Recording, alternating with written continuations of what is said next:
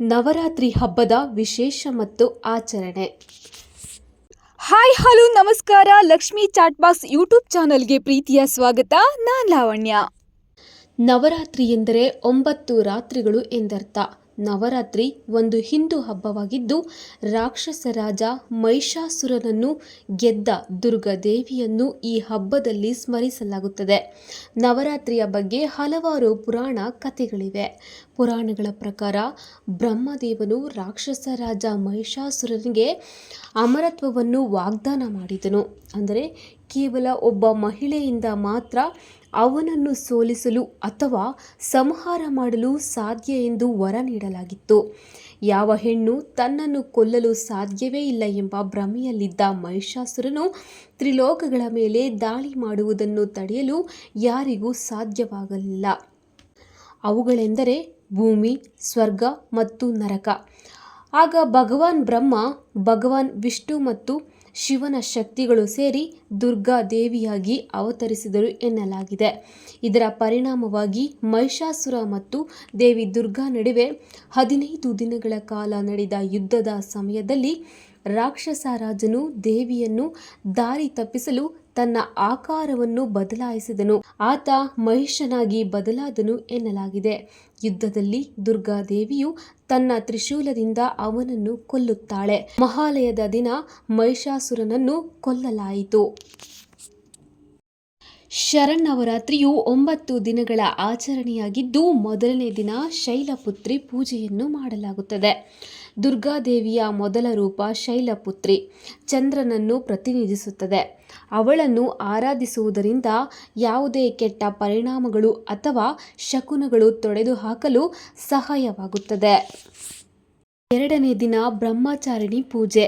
ಜ್ಯೋತಿಷ್ಯದ ಪ್ರಕಾರ ಬ್ರಹ್ಮಚಾರಿಣಿ ಮಂಗಳ ಗ್ರಹವನ್ನು ನಿಯಂತ್ರಿಸುತ್ತದೆ ಮತ್ತು ಶುದ್ಧ ಹೃದಯದಿಂದ ಪೂಜಿಸಿದರೆ ಯಾವುದೇ ಕೆಟ್ಟ ಪರಿಣಾಮಗಳನ್ನು ನಿವಾರಿಸುತ್ತಾಳೆ. ಮೂರನೇ ದಿನ ಚಂದ್ರಘಂಟ ಪೂಜೆ. ದೇವಿ ಚಂದ್ರಘಂಟ ಶುಕ್ರ ಗ್ರಹದಲ್ಲಿ ಪ್ರಾಬಲ್ಯ ಹೊಂದಿದೆ.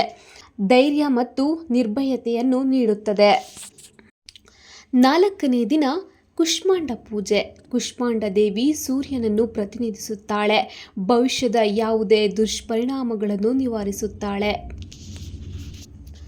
ಐದನೇ ದಿನ ಸ್ಕಂದಮಾತ ಪೂಜೆ. ಸ್ಕಂದಮಾತ ಬುಧ ಗ್ರಹವನ್ನು ಪ್ರತಿನಿಧಿಸುತ್ತದೆ ಮತ್ತು ಈಕೆ ತನ್ನ ಭಕ್ತನ ಬಗ್ಗೆ ತುಂಬ ಸಹಾನುಭೂತಿ ಹೊಂದಿದ್ದಾಳೆ. ಆರನೇ ದಿನ ಕಾತ್ಯಾಯಿನಿ ಪೂಜೆ. ದುರ್ಗಾ ಮಾತೆ ಕಾತ್ಯಾಯಿನಿ ಗುರು ಗ್ರಹವನ್ನು ನಿಯಂತ್ರಿಸುತ್ತಾರೆ. ಅವಳು ತನ್ನ ಆರಾಧಕರಿಗೆ ಧೈರ್ಯ ಮತ್ತು ಪರಾಕ್ರಮವನ್ನು ನೀಡುತ್ತಾಳೆ. ಏಳನೇ ದಿನ ಕಾಳರಾತ್ರಿ ಪೂಜೆ. ಕಾಳರಾತ್ರಿ ಶನಿ ಗ್ರಹವನ್ನು ನಿಯಂತ್ರಿಸುತ್ತದೆ ಮತ್ತು ಶೌರ್ಯವನ್ನು ಸಂಕೇತಿಸುತ್ತದೆ. ಎಂಟನೇ ದಿನ ಮಹಾಗೌರಿ ಪೂಜೆ. ಮಹಾಗೌರಿ ರಾಹು ಗ್ರಹದ ನಿಯಂತ್ರಕ ಮತ್ತು ಹಾನಿಕಾರಕ ಪರಿಣಾಮಗಳನ್ನು ನಿರ್ಮೂಲನೆಗೊಳಿಸುತ್ತದೆ. ಒಂಬತ್ತನೇ ದಿನ ಸಿದ್ಧಿದಾತ್ರಿ ಪೂಜೆ.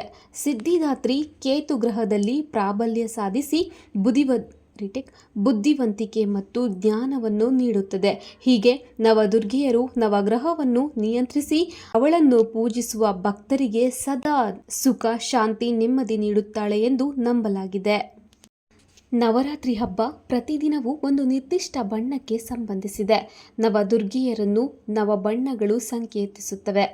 ನವರಾತ್ರಿ ಹಬ್ಬದ ಸಮಯದಲ್ಲಿ ಈ ಬಣ್ಣಗಳನ್ನು ಬಳಸುವುದರಿಂದ ಅಥವಾ ಈ ಬಣ್ಣಗಳ ಬಟ್ಟೆ ಧರಿಸುವುದರಿಂದ ನಿಮಗೆ ಅದೃಷ್ಟ ಸಿಗುತ್ತದೆ ಎಂದು ನಂಬಲಾಗಿದೆ. ಈ ಹಿನ್ನೆಲೆಯಲ್ಲಿಯೇ 9 ದಿನಗಳ ಕಾಲ ಆಯಾ ಅವತಾರಗಳಿಗೆ ಸಂಬಂಧಿಸಿದಂತೆ ತಾಯಿಗೆ ಲೇಪನ, ವಸ್ತ್ರಾಲಂಕಾರ ಹಾಗೂ ಪೂಜೆಯನ್ನು ಸಲ್ಲಿಸಲಾಗುವುದು. ಮೊದಲನೇ ದಿನ ಶೈಲಪುತ್ರಿ ಹಳದಿ. ಎರಡನೇ ದಿನ ಬ್ರಹ್ಮಚಾರಿಣಿ ಹಸಿರು. ಮೂರನೇ ದಿನ ಚಂದ್ರಘಂಟ ಬೂದು. ನಾಲ್ಕನೇ ದಿನ ಕುಷ್ಮಾಂಡ ಕಿತ್ತಳೆ. ಐದನೇ ದಿನ ಸ್ಕಂದಮಾತ ಬಿಳಿ. ಆರನೇ ದಿನ ಕಾತ್ಯಾಯಿನಿ ಕೆಂಪು. ಏಳನೇ ದಿನ ಸಪ್ತಮಿ ಕಾಳರಾತ್ರಿ ರಾಯಲ್ ಬ್ಲೂ. ಎಂಟನೇ ದಿನ ಮಹಾಗೌರಿ ಗುಲಾಬಿ. ಒಂಬತ್ತನೇ ದಿನ ಸಿದ್ಧಿದಾತ್ರಿ ನೇರಳೆ ಬ್ಲೂ ಸ್ಕೈ. ನವದುರ್ಗೆಯ ನವರಾತ್ರಿ ಹಬ್ಬವನ್ನು ವಿಜಯದಶಮಿ, ದಸರಾ ಎಂದು ಸಹ ಕರೆಯಲಾಗುತ್ತದೆ. ಮೈಸೂರಿನ ದಸರಾವನ್ನು ನಾಡ ಹಬ್ಬ ಎಂದು ಕರೆಯಲಾಗುತ್ತದೆ. ಈ ಹಬ್ಬವು ಕರುನಾಡ ಹಬ್ಬ, ಕರ್ನಾಟಕದ ಪ್ರಮುಖ ಹಬ್ಬವಾಗಿದೆ. ನವರಾತ್ರಿಯ ಆ ವೈಭವ, ವಿಜಯದಶಮಿ ಜಂಬೂ ಸವಾರಿಯನ್ನು, ನವರಾತ್ರಿಯ ಅಲಂಕಾರಗೊಳ್ಳುವ ಮೈಸೂರು ಅರಮನೆ, ಮೈಸೂರು ನಗರ, ಶೃಂಗಾರಗೊಂಡ ನಗರ, ವಿವಿಧ ಕಾರ್ಯಕ್ರಮ, ಸಾಂಸ್ಕೃತಿಕ ವೈಭವ ನೋಡಲು ದೇಶ ವಿದೇಶಗಳಿಂದ ಜನಸಾಗರವೇ ಹರಿದು ಬರುತ್ತದೆ. ಕೋಲ್ಕತ್ತಾದ ದುರ್ಗಾಪೂಜೆ ನವರಾತ್ರಿ ಉತ್ಸವವನ್ನು ಪಶ್ಚಿಮ ಬಂಗಾಳದಲ್ಲಿ, ಅದರಲ್ಲೂ ವಿಶೇಷವಾಗಿ ಕೋಲ್ಕತ್ತಾದಲ್ಲಿ ದುರ್ಗಾ ಪೂಜಾ ಎಂಬ ಹೆಸರಿನಲ್ಲಿ ಅತ್ಯಂತ ಸಡಗರದಿಂದ ಆಚರಿಸಲಾಗುತ್ತದೆ. ಇದರ ಖ್ಯಾತಿ ಎಷ್ಟಿದೆ ಎಂದರೆ, ಭಾರತದಲ್ಲಿ ದುರ್ಗಾ ಪೂಜೆ ಅಥವಾ ನವರಾತ್ರಿ ಎಂದರೆ ಎಲ್ಲರೂ ಮೊದಲಿಗೆ ಕೋಲ್ಕತ್ತಾ ಎಂತಲೇ ಹೇಳುತ್ತಾರೆ. ರಾಮ್ಲೀಲವನ್ನು ಉತ್ತರ ಭಾರತದಲ್ಲಿ ಆಚರಿಸಲಾಗುತ್ತದೆ ಮತ್ತು 9 ದಿನಗಳ ಉತ್ಸವವು ದಸರಾದೊಂದಿಗೆ ಕೊನೆಗೊಳ್ಳುತ್ತದೆ. ಯಾವ ಸಮಯದಲ್ಲಿ ರಾವಣನ ಹುಲ್ಲಿನ ಪ್ರಕೃತಿಗಳನ್ನು ಸುಡಲಾಗುತ್ತದೆ, ಇದು ದುಷ್ಟರ ಮೇಲೆ ಸದ್ಗುಣದ ವಿಜಯವನ್ನು ಸಂಕೇತಿಸುತ್ತದೆ. ನವರಾತ್ರಿ ರಾಮಾಯಣಕ್ಕೂ ಸಂಬಂಧವಿದೆ ಎಂದು ಪುರಾಣಗಳು ಹೇಳುತ್ತವೆ. ರಾವಣನೆಂಬ ಬಲಶಾಲಿ ರಾಕ್ಷಸನನ್ನು ವಧೆ ಮಾಡಲು ರಾಮನು 9 ದಿನಗಳ ಕಾಲ ದುರ್ಗೆಯ ಪೂಜೆ ಮಾಡಿ ಆಕೆಯಿಂದ ಶಕ್ತಿ ಹಾಗೂ ಬಲ ಪಡೆದ ಎನ್ನಲಾಗುತ್ತದೆ.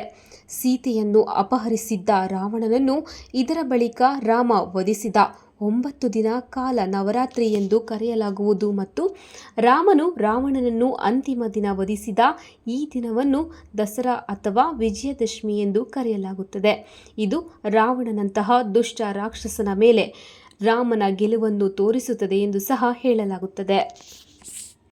ಈ ವಿಡಿಯೋ ನಿಮಗೆ ಇಷ್ಟ ಆಗಿದ್ರೆ ಲೈಕ್ ಮಾಡಿ, ಶೇರ್ ಮಾಡಿ, ಹಾಗೆ ಸಬ್ಸ್ಕ್ರೈಬ್ ಆಗೋದನ್ನು ಮಾತ್ರ ಮರಿಬೇಡಿ. Thank you so much.